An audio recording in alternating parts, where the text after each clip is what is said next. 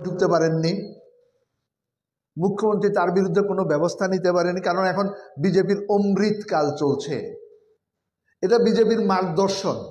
যারা ধর্ষক, যারা নারী নির্যাতন করে, যারা ওই সোর্স মানি নেয়, যারা কালোবাজারির টাকা নেয়, তাদেরকে তারা পুরস্কৃত করে, অলঙ্কৃত করে। সেই জন্য আমাদের এই বাগবাসা বিধানসভা কেন্দ্র থেকে নির্বাচিত যিনি বিধায়ক, অভিযোগ করেছেন এলাকার মানুষ, অভিযোগ করেছে বিজেপি দলের সদলীয়রা যে তারা হয়তো এই অফিসটা ভাঙতেন না যদি না এই বাগবাসা বিধানসভা কেন্দ্রের বিধায়ক ওই কি যেন নাম, যাদবলাল নাথ, তাদেরকে প্রশ্রয় না দিতেন, তাদেরকে উস্কে না দিতেন, তিনি স্বয়ং এই অভিযানে অংশ না নিতেন, নেতৃত্ব না দিতেন। আমরা ধিক্কার জানাচ্ছি। এটা ধিক্কার সভা। কিন্তু তার আগে আমি জবাব জানতে চাই, গতকাল প্রশাসন আমাদেরকে এখানে সভা করতে কেন দিল না? সরকার কাদের? সরকার কার জন্য? সরকার কার? অফিস ভাঙলো আমাদের, লুটপাট হলো আমাদের অফিস। আমরা প্রশাসনের কাছে নির্দিষ্ট সময়ে আবেদন করলাম, আমরা এখানে বিক্ষোভ সভা করতে চাই। অফিসার আমাদের আবেদনপত্র রাখলেন, এসডিপিও আমাদেরকে সভা করবার অনুমতি দিলেন, রাতে জানিয়ে দিলেন না শাসক দল সভা করবে, বিজয় সভা। কেন? এই কালাছড়া বাজার ছাড়া এই বাগবাসা বিধানসভা এলাকার মধ্যে, মন্ডল এলাকার মধ্যে আর কোনো জায়গা ছিল না যেখানে বিজেপি সভা করতে পারে। আমরা তীব্র ধিক্কার জানাচ্ছি। আমাদের গণতান্ত্রিক অধিকার রক্ষার দায়িত্ব কার? আমাদের পার্টি অফিসটা রক্ষা করার দায়িত্ব কার? আমার নাগরিক নিরাপত্তা, আমার নিশ্চয়তা, আমার নাগরিক অধিকার কে রক্ষা করবে? আমরা সভা করবার জন্য আবেদন করে আমরা অনুমতি পেলাম না। কতদিন চলবে? বিহারের ভোটে জিতে খুব উল্লাস, লজ্জা করে না? নির্বাচন কমিশনকে কাঠের পুতুল বানিয়ে দলদাসে পরিণত করে ভারতবর্ষের নির্বাচন কমিশনে এরকম মেরুদণ্ডহীন নির্বাচন কমিশনার অন্তত আমরা দেখিনি। ধিক্কার জানাই। এই ভারতবর্ষের নাগরিক, এই ভারতবর্ষের নির্বাচন মণ্ডলীর একজন সদস্য হিসেবে লজ্জাবোধ হয় যে কার নেতৃত্বে আমরা নির্বাচনে অংশগ্রহণ করছি। নিজে ঘোষণা করলেন এসআইআর এর পরে, চূড়ান্ত ভোটার তালিকা প্রকাশের পরে বললেন কত ভোটার? 7,42,00,000। প্রথম পর্বের ভোট শেষ হলো, দ্বিতীয় পর্বের ভোট শেষ হলো। কত শতাংশ ভোট দিয়েছেন?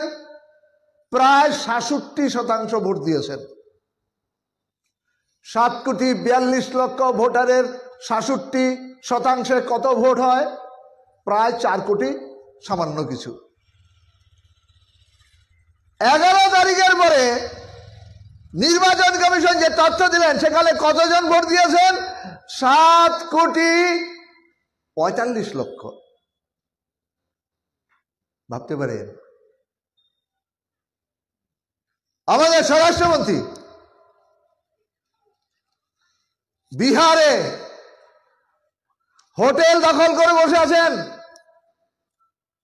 হোটেলের সমস্ত সিসিটিভি ক্যামেরা বন্ধ, লালকেল্লার সামনে, রেড ফোর্ট মেট্রো স্টেশনের সামনে গাড়ি বোমা বিস্ফোরণ হলো, 13 জন খুন হলেন। আর ওই যে অজৌবিক একজন আছেন না আমাদের দেশে, তিনি চলে গেলেন ভুটানে। আর আরেকজন বিহারে নির্বাচন নিয়ে ব্যস্ত। 14,000 কোটি টাকা কমরেড অভিজিৎ বলেছে বিশ্বব্যাংক থেকে সার্বিক উন্নয়নের জন্য, বিহারের সার্বিক উন্নয়নের জন্য যে অর্থ বরাদ্দ করা হয়েছিল, প্রায় 1.5 কোটি মহিলা ভোটারের কাছে 10,000 টাকা করে চলে গেল অনলাইনে। এটা নির্বাচন?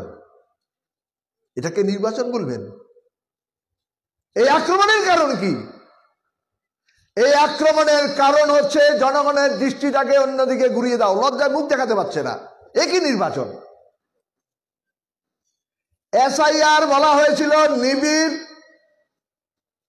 বিশেষ নিবিড় সংশোধনী প্রক্রিয়া।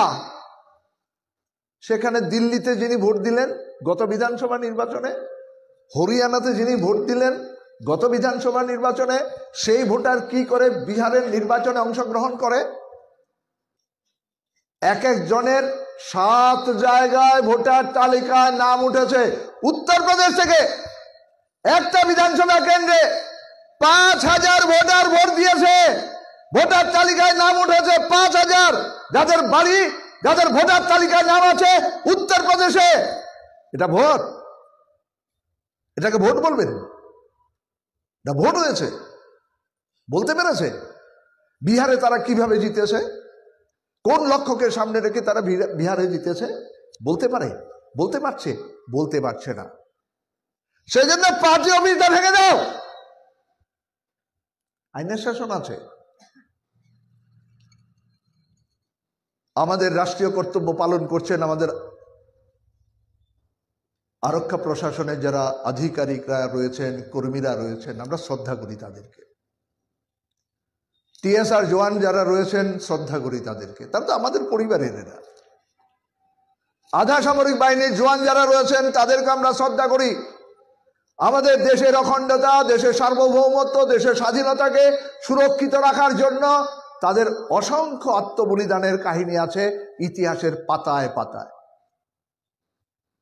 প্রতিদিন রক্ত ঝরছে তাদের। আমাদের রাজ্যে আমরা দেখেছি, রাজ্যে বামফ্রন্ট সরকারের যখন ব্যাপক উন্নয়ন, পাহাড়ের চূড়া পর্যন্ত উন্নয়নের ধারা বইছে, শিক্ষার আলো পৌঁছে গেছে পাহাড়ের চূড়া পর্যন্ত, মানুষের মৌলিক সমস্যা সমাধানের জন্য অন্ন, বস্ত্র, বাসস্থান, শিক্ষা, চিকিৎসা, কাজের অধিকার প্রতিষ্ঠার জন্য, মানব সম্পদের উন্নয়নের জন্য, দারিদ্রতা থেকে মানুষকে মুক্ত করবার জন্য বামফ্রন্ট সরকারের যে বহুমুখী পরিকল্পনা, এই পরিকল্পনাকে ভেস্তে দেওয়ার জন্য সাম্রাজ্যবাদী শক্তি সেদিন সন্ত্রাসবাদীদেরকে ব্যবহার করেছিল। আর সন্ত্রাসবাদের বিরুদ্ধে তীব্র লড়াই করেছিল আমাদের এই আরক্ষা প্রশাসনের জওয়ানরা, এসপিও বন্ধুরা, টিএসআর জওয়ানরা, বিএসএফ বাহিনী, আধা সামরিক বাহিনী। রাষ্ট্রপতি তাদেরকে পুরস্কৃত করেছিল। আজকে কি পরিস্থিতি? আরক্ষা প্রশাসনের উচ্চপদস্থ কয়েকজন আধিকারিক তারা দলদাসে পরিণত হওয়ার জন্য আজকে নিরাপত্তা নয়, তাদের নিরাপত্তা চাইতে হচ্ছে, পুলিশকে নিরাপত্তা চাইতে হচ্ছে। বিলোনিয়া প্রকৃষ্ট উদাহরণ। বিলোনিয়া ওসি কর্তব্য পালন করতে গিয়ে 4 ফুট উঁচু মঞ্চ থেকে তার ইউনিফর্ম চেপে ধরে টেনে হিসড়ে মাটিতে ফেলে কিল, ঘুষি, লাঠি, রক্তাক্ত জখম করেছে খুন করে ফেলার জন্য। আপনারা কি জানেন যারা আক্রমণ করেছে তারা কারা? সোনার টুকরা, দেবতুল্য কর্মকর্তা।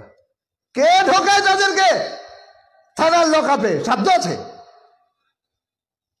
সাধ্য আছে বিচার ব্যবস্থা? তাদের বিরুদ্ধে তাদেরকে জেল কাস্টডিতে পাঠাতে 7 জন থানা থেকে এমন ফরওয়ার্ডিং দিল, বিচারক কত তাড়াতাড়ি সম্ভব তাদেরকে জামিন দিয়ে দিলেন।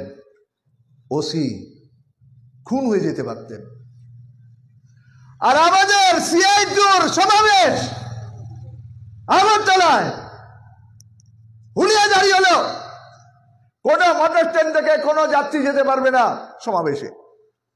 ছোট গাড়ি বড় গাড়ি ওই লাল ঝান্ডা ধারীদের নিয়ে সমাবেশে যেতে পারবে না। বাধা দেওয়া হলো, অবরোধ করা হলো। সব বাধা ভেঙে নতুন ইতিহাস গড়ল শ্রমজীবী মানুষ আগরতলার বুকে 10ই নভেম্বর।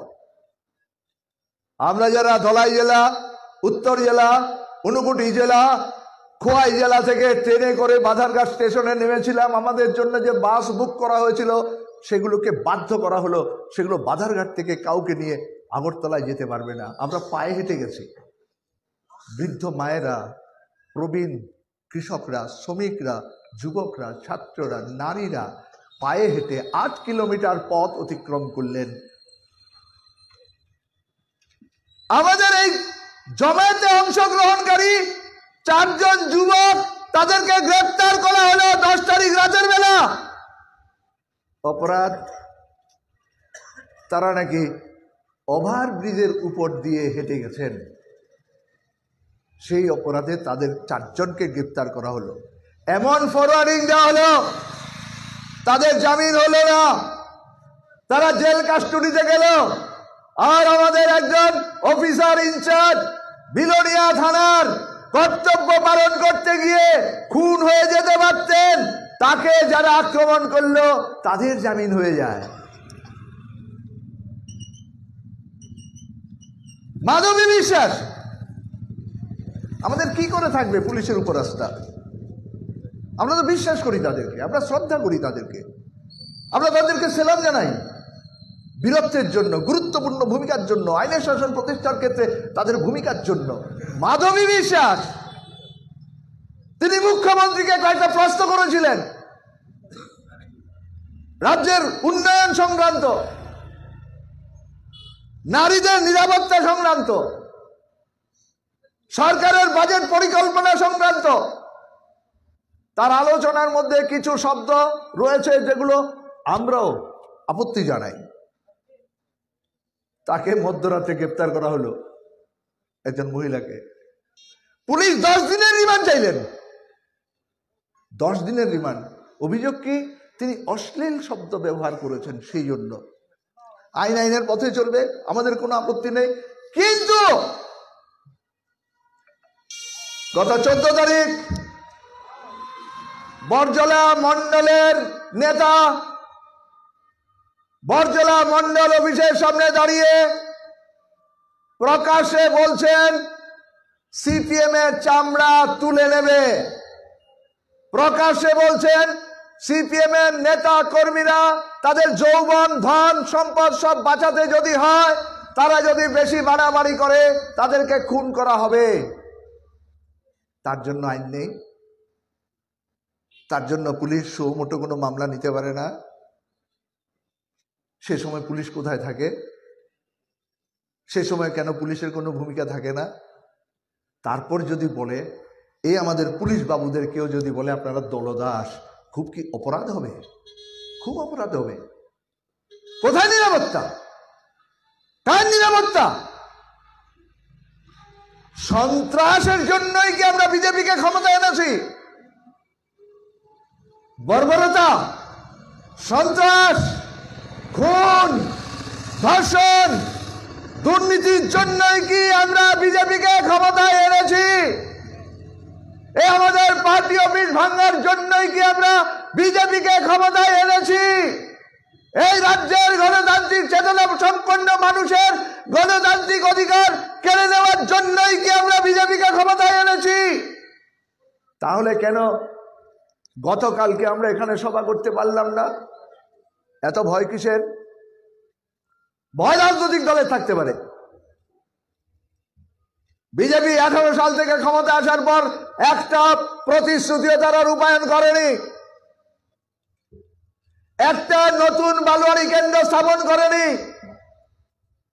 নিয়োগের দরজা বন্ধ, শ্রমিকের মজুরি বাড়েনি, কৃষকের উৎপাদিত ফসলের দাম পাচ্ছে না, মানুষের মৌলিক অধিকার নেই। ভয় পেলে বিজেপি ভয় পেতে পারে, ভয় পেলে